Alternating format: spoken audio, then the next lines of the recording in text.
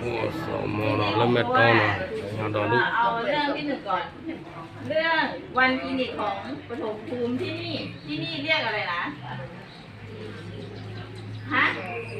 มีอะไรคะ ECU ECU ตำบลแม่ต้านเนาะที่นี่เขาเรียกหรือว่าเราเรียกโรงพยาบาลเก่าก็ได้ แล้วที่นี่รู้ไหมว่าคลินิกแต่ละวันมีคลินิกอะไรบ้างแล้วก็แต่ละวันเป็นคลินิกอะไร วันจันทร์คลินิกอะไรคะจดไว้นะคะเอาสมอจดไว้เพราะว่าคนไข้มาผิดเวลานะคะ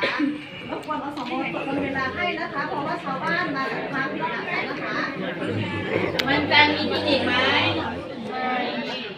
วันจันทร์ไม่มีคลินิกเนาะวันจันทร์คลินิกอะไรคะ เราเนาะแต่ว่ามุกดวัคซีนเด็กโอ้พวกวิเลี้ยวพวว่าสมอวิเลี้ยวไปฮะเกลี่แล้วมุกดแบบโอ้นี่ฮะเกลี่นะโอ้ตาโกเอ๋เหรอ